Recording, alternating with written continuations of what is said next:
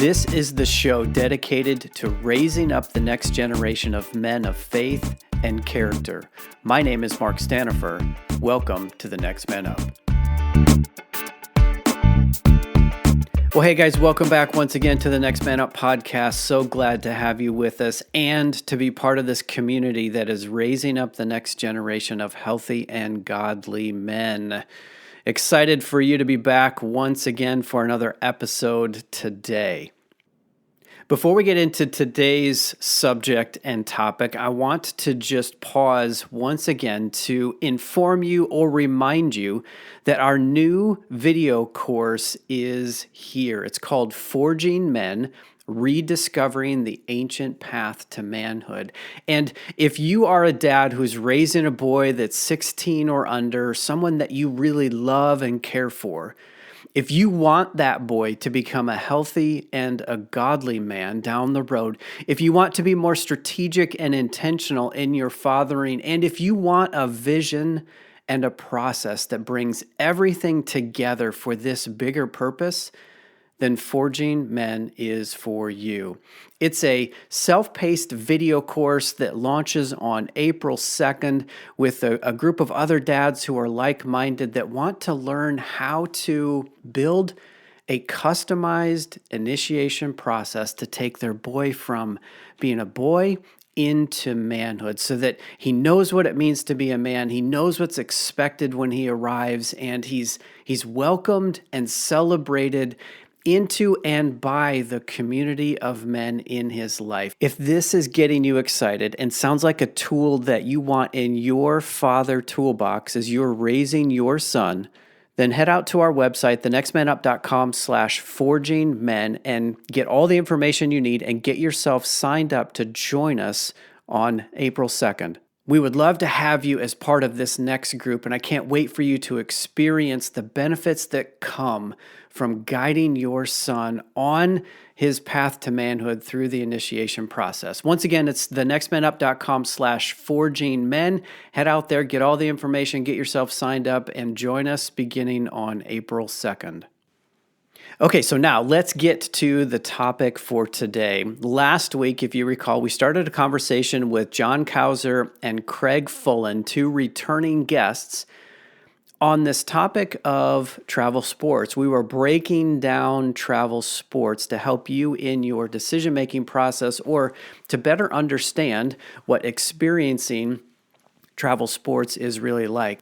Today, we're going to get a little more specific into these questions: how to know when your child is ready, how to know when your family is ready, how do you decide on the right team or the right fit or the right coach or the right league or level to participate in, and then once you go down that path, how can you support your son, and what should you expect from that experience?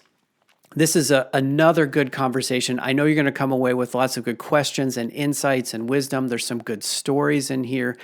And so excited to bring back John and Craig to finish this chat about travel sports. So let's do it. Let's continue breaking down travel sports. Here we go. Okay, so you guys you've talked a little bit about this, but let's get a little narrower, okay? And I want to know this question. How, as a parent, do I know my kid is ready for a travel sport engagement? And again, some of this you've kind of talked about already, but like let's get real specific. How do I know? What are some things that I should be looking for as a parent? I think number one, do they really want to go to the tryout and try to be on this team? I mean, you've got to ask that question, and it's not got to be, oh, well, maybe I'll try out. Number one, do they want to or not? I think, and really find out, do they have that love for the game? And again, it may change at different age levels.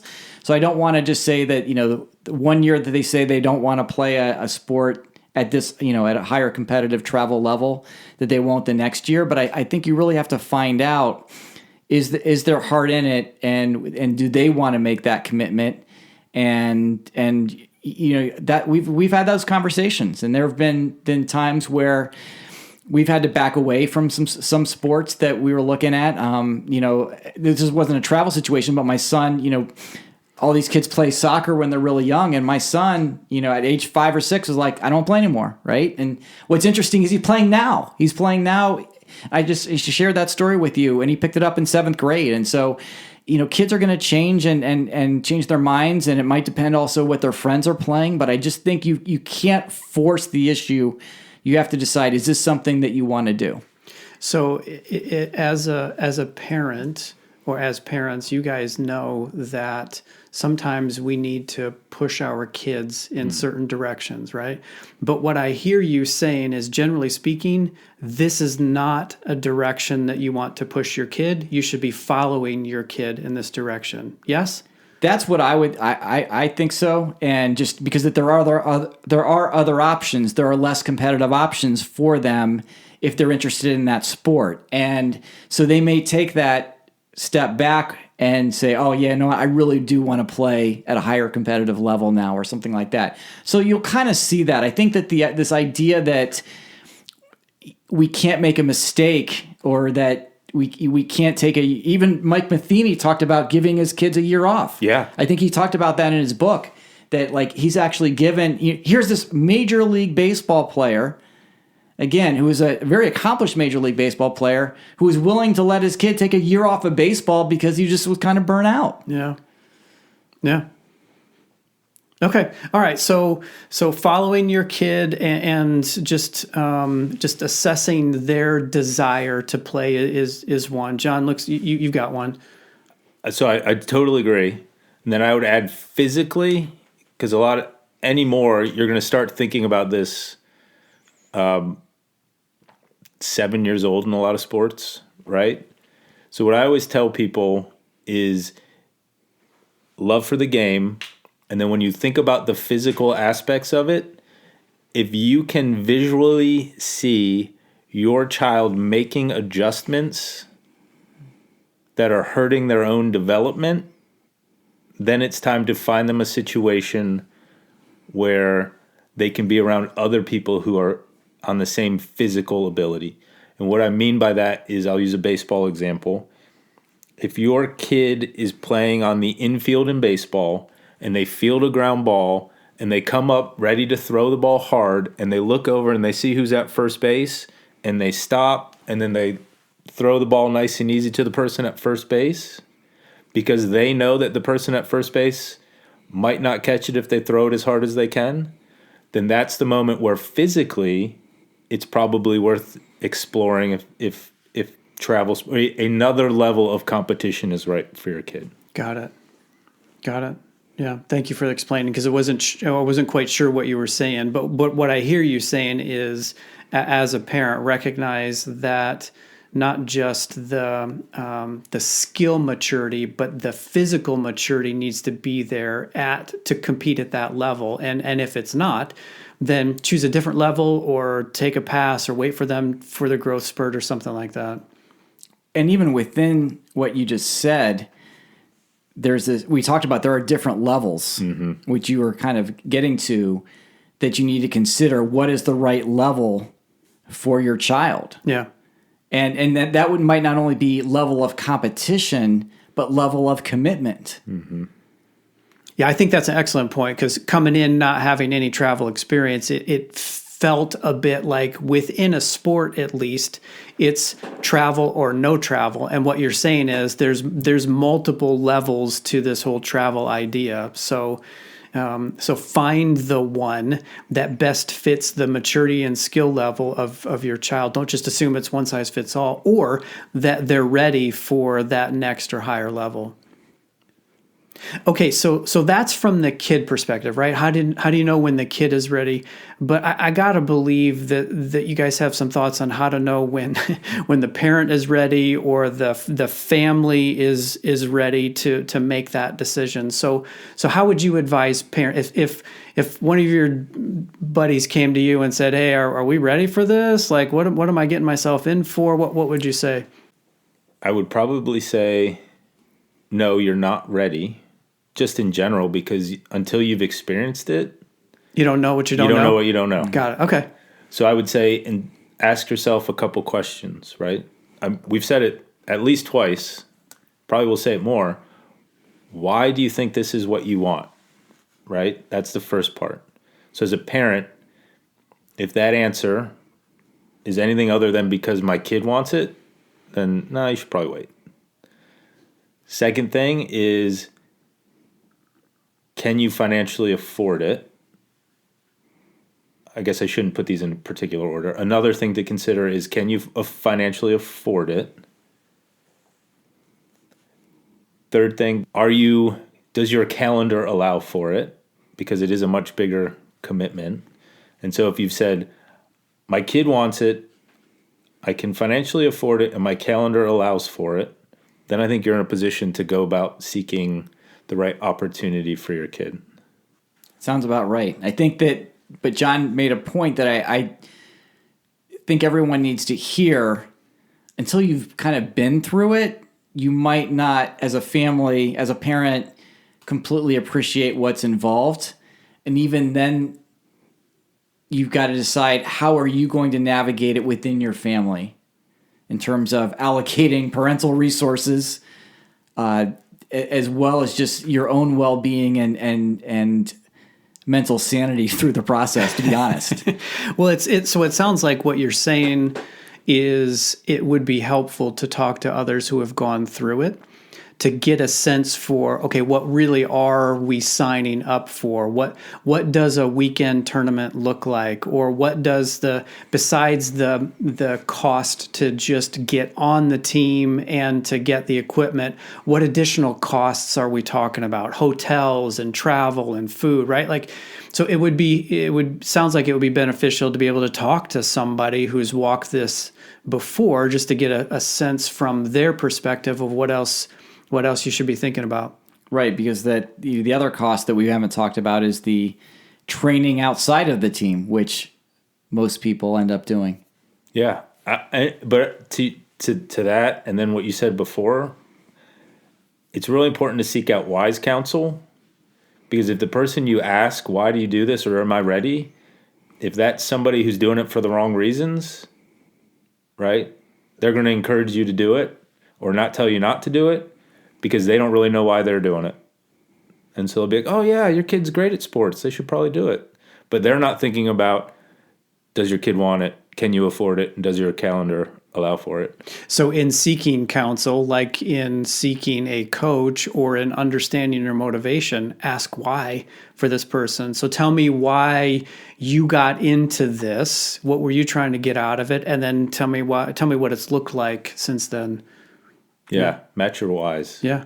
It's just, you can't, until you've lived it, you don't, it's hard. It's a totally different mindset as a parent, right? When you're in rec sports and you're like, oh man, I'm really tired. Little Johnny, are you tired today too? Yeah. Okay. Well, we're not going to go to practice. Is that okay? We're going to go get ice cream instead. Oh yeah. Yeah, Mom, Dad, that'd be great. But once you commit, because that's how it's viewed, a commitment, all of a sudden it's not okay that you've decided that you're too tired to go to practice and you'd rather have ice cream. There's going to be a consequence for that, right? So that's another part of it. Like, are you really, truly ready to commit to a different mindset around the level of commitment that is your commitment? I probably said that too many times, to this team. The only thing I would add is that I know you're a big fan of awareness. I think both of you guys are. Yeah. And I still think a lot of sports parents really aren't aware of what they're doing through this process. And number one, the why. But, I see the parents who still have to go to every practice and, that type of thing, and really be overly involved. I now, maybe just with wisdom over time, I don't go to practices. I drop my son off. Usually have a book when I'm at a tournament, and I just try to keep a much lower key level and try to, not get so wrapped up in it. But I think it's very easy for parents to get wrapped up in this whole process. Interesting. I could not agree more. Like, I've got, like I said, 5 kids, 4 of them participate. Our oldest is 16. Our youngest that participates is 10. The maturity that I've gone through now, I look at these people who have one kid who's 10, who's on my daughter's team, and the level of seriousness that they take it, and I'm just like, they're 10 years old. But then I think back, well, when our oldest was 10 years old, I was probably a lot like them because I hadn't experienced it to the point that I get that they're 10, a lot's going to change. So maybe talking to that person that asks you, hey, John, how should I be thinking about this? Something that I hear in what you're saying, my translation is permission to relax. Just kind of chill out, not with your commitment, but with your like full on engagement. Just chill. Trust the process. Trust the process. Trust the coach, right? If you've done the work on the front end and you've chosen the right team, which we'll get to here in a second, just trust the process and relax a little bit. I'm going to tell probably one or two stories about parents, but I had a kid try out. The entire time the kid was trying out, the parent was yelling instructions from a distance at the kid. The kid was an amazing athlete, deserved to be on the team from their physical aspects and passion. When it came down to it, we didn't offer this kid a spot based on the parent's behavior. Was that the right decision? 2 years later, I'm at a tournament. This parent sees me, chases me down, and proceeds to tell me how great a player their child has become and how big of a mistake I had made by not taking their child. In that moment, I instantly knew I had made the right choice. It's a little bit like getting into a marriage, right? You marry the whole family, not just the spouse. Absolutely. Okay, so we've talked about how to know kids ready, parents ready. Let's make the jump now that you've got a parent who has said, okay, we're in. And kids ready and parents ready, even though they don't know what they don't know yet, they're ready. How would you advise them to select the team or the level or like that next step? And again, some of this you've probably hinted at already, but what's that next step for the parent once they've said we want to do this? Well, I think it's going to depend a little bit on their age, for one, and where the kid is physically, talent-wise, development, all those things will factor in. And then you've just got to, we talked a little bit about before, is start asking the questions of the coach or the organizations that you're considering. What's their philosophy and how many other kids are they taking? What's the philosophy on playing time? If it's a sport like baseball, positions and opportunities. So I think some of it's going to be a little bit dependent on their age, but you've got to start asking those questions to make sure, again, that it feels like the right fit for the opportunity for that particular child. Yeah. Yeah. I think earlier we talked about how it's not rec and travel, it's rec, and then there's so many tiers of travel. And so I think it's about when you understand your why, then think to yourself, do I want something that's just local? So I want to travel just locally. Do I want something where I can travel within, my state, right? Do I want something where I'm going to be traveling within my region? Or do I want something where I'm going to be traveling across the country? And you'd be surprised. I talking to someone the other day, they were like, yeah, my 9-year-old team, we're going to Georgia and this and this. And I'm like, your kid's 9 years old. That means you can find plenty of teams you've never played in your state. And the parent was like, hotels are so expensive. Well, then stop. The phrase that I'm hearing in my head, again, it's so interesting because the topic is narrow to sports but broad to life, if that makes sense. The phrase that I'm hearing in my head that we use often in our family is just because you can doesn't mean you should. And that's kind of what I'm hearing in my mind as you were recounting that example. Well, it's funny you bring that up, John, because I remember that my son played in a basically kind of an all-star travel tournament situation when he was 10. And his travel schedule was I think his team maybe played about 30 games as a travel team, and maybe there were 3 tournaments, maybe 4 tops, but there were 3 or 4, and those comprised the 30 games, so that the tournaments were not in addition to those. And when he was in this all-star game, and had kids from all over, and there was one of the coaches of his team had some of his players from his team, which is the same age level, and they had played over 70 games and similar kind of schedule that you're talking about. And I got to be honest, I looked at those kids and they looked burnt out. Because this was in August after the season was over, and they just looked like they were done. And I was just thinking to myself, like John, John kind of felt with hearing that, is just that at that level, at that age level, you really have to decide whether or not the schedule is appropriate, for your family, but also for the kid, and burnout. I mean, I don't know if we've used that word, but burnout is real. So real. And that's something that I've always been sensitive to. And what was interesting is now, like my son, he's playing at the 15U level, but he'll play anywhere. Like, we just got back from a tournament in Florida, but that was his decision. He's like, I got an opportunity to play there, we're going. Like, and assuming the family's willing, but that's him saying, I want to go play in this. It wasn't, oh, we're dragging him around somewhere because he's so passionate about the game. And then he comes back and, he talks about all the players that he met from different states. And again, that's something that you can just see how much energy that he, gets from that. But at those 9 and 10 levels, they're not ready for that stuff. Yeah. And like you say that, and the phrase that I will use with parents as they're thinking about travel sports, especially one like baseball or basketball, I'll say elite college level players in basketball will play 32 games in a season, right? Elite Division I college baseball players will play 40 games in a season.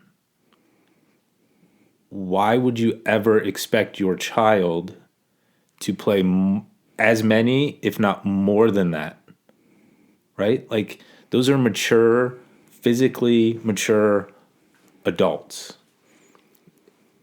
Your kid's a child. Children have ups and downs. You can't expect them to be on for that often all the time. And this reminds me of the answer to a question that I just saw in a book I read. The book's by Joel Goldberg, and the book's Small Ball, Big Results. And he had asked an executive this question, says, something like, what is the best advice you can give to a parent? And the answer was, remember what it was like to be a kid. And I was like, wow. Yeah. Like, wow. And that's what I try to kind of even think about now. Like, my son's 15, my daughter's 12. Like, what are they thinking when they're competing? And trying not to make too big a deal about it, because I know the things I was thinking about when I was 15 and 12. Yeah, that's so good. So good.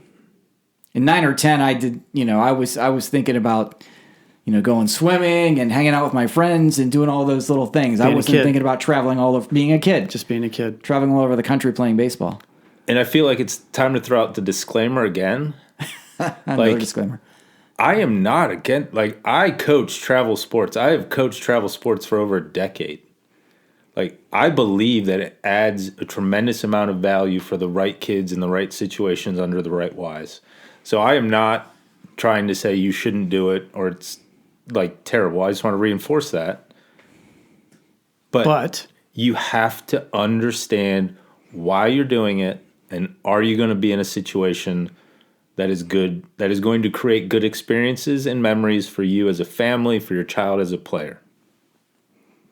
So back to that why, and the question that is rolling through my mind is, what are the consequences? And this is kind of a big question, but what are the impacts or the consequences if you get into this for the wrong reasons, or you make the wrong decision about level, or you're leading your kid into it versus following your kid into it. You understand where I'm going here? Like, what's at stake maybe is a I'll better... tell you one thing that's at stake. I mean, the mental health and well-being of your child.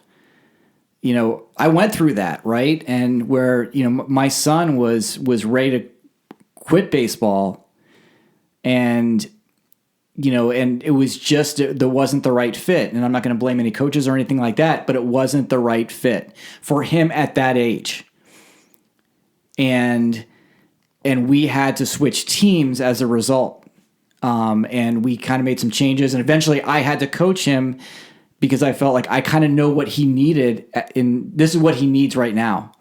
And I don't think, and I really couldn't find another coaching situation that was going to do that. And I was able to, I was, you know, fortunate and grateful that I was able to do that for a couple of years. And then he was ready, but he was just based on his own state of where he was in and where he was, you know, in his mental and emotional development. He wasn't ready for some of the things that he was exposed to and going through. Yeah. I would agree. Some of the most difficult conversations I have with parents is when their expectations of what it's going to be like and what they actually experience are totally different. And not like I talked about when I was on before, my evolution as a father, I've evolved as a coach as well, right? Like I am way calmer than I used to be. I'm way just zen a lot more often than I used to be, right? I used to be, I've never been negative, but I used to be the guy who would try to overcoach. And then I did some research. I wanted to get better. And I figured out, overcoaching is a bad thing. And so, we talked about that. Yeah. So it's like when the parent and the coach aren't aligned on the expectations, that's where you have problems as a parent. And that always spills over to the kid, right? And that's one of the things that can go bad, is that the kid gets caught in the middle of a situation where they built relationships with teammates. They're comfortable where they're at. They like where they're at, but the parent doesn't like what's going on. And then all of a sudden the kid gets caught in the middle and they have to follow the parent. Yep. And so the kid goes and ends up in a different situation, and then the kid loses. That's a great point, John. And I think that the one thing that I got better at as a parent is, and this is something for parents to keep in mind, is even when the situations aren't ideal, maybe you get in a situation that's not ideal for your child, or maybe they're being treated unfairly, or just you don't like how things are being handled by the coach. You, instead of bad-mouthing or bashing the coach, use it as a teaching opportunity. Mm-hmm. And we actually had that situation where there was one particular coach who's, I actually like him a lot. He's a good guy, but he tended to get very emotional when he coached. And so sometimes he would be overreactive to a mistake or something like that, and was really bothering my son. And we kind of went through this. My son's like, I can't handle it when the coach acts this way and talks to me this way. And we talked to my son about it. And instead of bad-mouthing the coach, we got him to reframe how he looked at the coach. And, you know, because we knew he was well-intentioned. He just didn't know how to control his impulses and emotions. And that really seemed to help. Like once my son could see him not as the coach who was yelling at him, but as he's a person who does have a little bit of emotional control issues, my son was able to block that part of it out. And so I think it really helped him become more resilient. So to your point, John, I think this is a really important point for parents. I'm kind of hammering it here, is use the situations, every situation, even the adverse bad ones, as a teachable opportunity for your child. Don't just blame the coach or the team and say it's bad, because as John said, it usually ends up, you know, it ends up being a bad situation for the player. And he's then, because he comes home and he hears his parents bashing the coach, and then he's got to go to practice, and things tend to spiral out of control after that. Part of the idea of travel sports is your role as a parent. And my experience has been, as a parent, it goes much better when all I view my role as is to love my kid, right? Had a great day, I love you because you had a great day. Had a bad day, I love you because you had a bad day. Had an in-between day, I love you because you had an in-between day, right? And I'm not talking about like the iron sharpens iron type of love in this instance. I mean like the gooey, just bring Affection. it in for a hug. Yeah. Like, I'm not going to tell you did good or bad. I'm just going to tell you I love you, I'm proud of you, and then leave it at that. It's not a performance-based or a circumstance-based or even a results-based love or affection. It's just simply, I love you because of who you are. At least that's what I hear you say. Yeah. Yeah. That is something that I learned from my wife, was it doesn't do you any good to talk about the game on the ride home, to try to coach on the ride home. For sure, definitely on the ride home. And to add to what you just said, John, that Kobe Bryant once talked about how when he was 10 or 11, he was playing in a summer basketball league. He did not score a single point the entire season. And he was distraught about that. And his dad came up to him and said, Kobe, I don't care whether you score 0 or 60, I'm still going to love you. Wow. And Kobe says that was like the game changer for him. And he said that's the most important thing you can say to your child, because at that point he had the security, the failure wasn't a concern. And so he was like, well, now I'm going to, I scored 0. Now let's just go for 60, right? So, and he didn't have that fear of failure. And that's when he started doing all that work, and he put in all that effort, which led him to be the basketball player that he became. Talk about speaking life into your boy. And of course, his dad couldn't know this at the time, right? But now we know him as Kobe. Otherwise, we might not have even known him at all. Exactly. Wow. So, Mark, you ask what's at stake, right? And so Andy Stanley, he's a familiar person. He tends to be a pastor. Author, speaker, leadership expert. Great advice on a lot of things. My family and I were going through a series that he did called Better Decisions, Fewer Regrets. And one of the punchlines from that is this idea that as you look back on your life, every experience you have is really just a story. It becomes a story that you have to tell to other people. And so when you ask what's at stake in travel sports, it's like when you look back after your kids are grown, you're going to tell one of several stories about anything you participate in as a family. But when it comes to travel sports, do you want the story that's told in your family to be, the reason I don't talk to my child is because... Ouch. I pushed my kid too hard to play a sport that they didn't really want to play, and now we don't speak, right? Do you want the story to be, the reason my son or daughter was on several teams was because I chose to behave badly, and so after a year or two, coaches would say, we love your kid, but you're too much for what we're trying to do here. When you look back on this travel sports part of your life, do you really want your story to be, I never actually asked my kid what they wanted, and now our childhood is over, and when we talk about it, we realize they were doing it because they thought I wanted it. I pushed them because I thought they wanted it, and it turns out we would have both rather been at the pool every Saturday, right?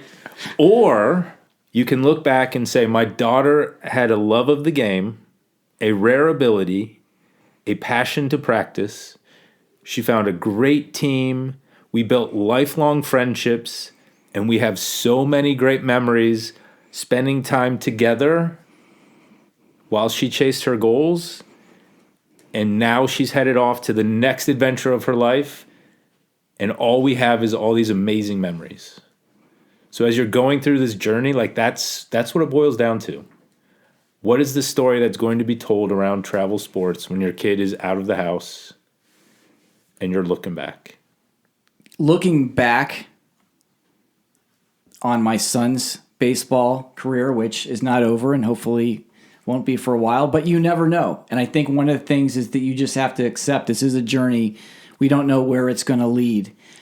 And not to judge every situation as good or bad. Mark, you and I talk about that quite a bit. Because looking back, even the seasons that didn't seem the best ended up being opportunities for growth and development and teachable moments like we talked about.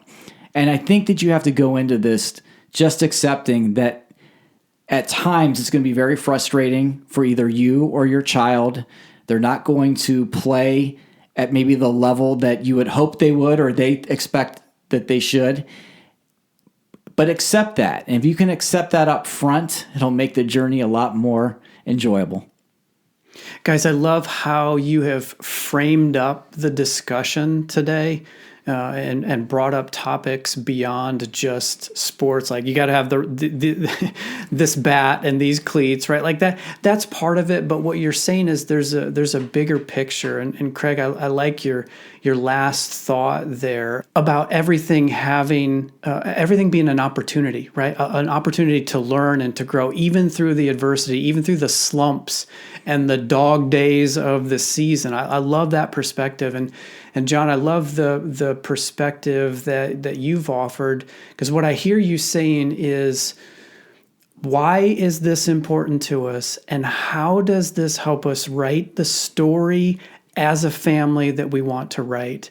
And if you can get those questions correct, right, RIGHT, then so many other things just fall into place and work out. And it's not like, you found the pot at the end of the rainbow. That's not what I mean. You guys understand what I'm saying. But when you get those bigger picture questions sorted out, then everything else just begins to make more sense and falls in place.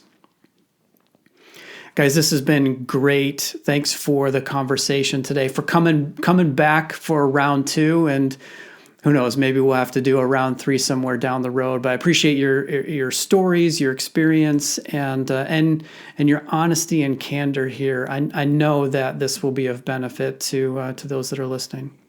Thank you. Yeah, thank you. Well, guys, there you have it.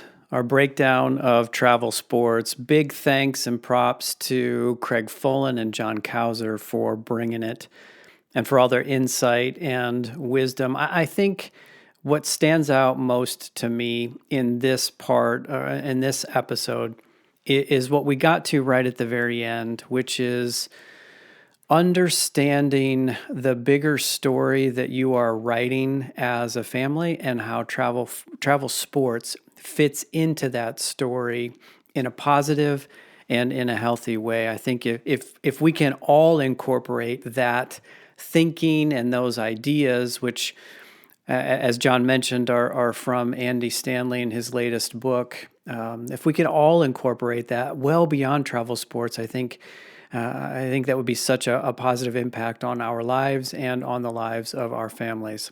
So thanks once again to Craig and John for bringing it. Thank you, listeners, for being with us for this entire conversation. And 2 quick reminders. If you have any feedback for us, the email is feedback@thenextmanup.com. Would love to hear from you. And 2 weeks from today's episode release, or April 2nd, we begin our next group of Forging Men, the course. thenextmanup.com/forgingmen is where you can find all of the information and get yourself signed up. All right, guys, that's it. As usual, we'll see you next time. Until then, adios.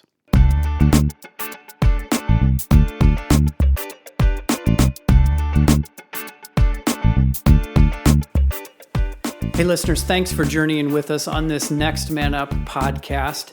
We would love to hear from you. Maybe you have a question or an idea, perhaps a topic for us to consider. If that's you and you want to reach out to us, you can get us at feedback at thenextmanup.com. That's feedback at thenextmanup.com. Again, we'd love to hear from you. Until next time, we'll see you later.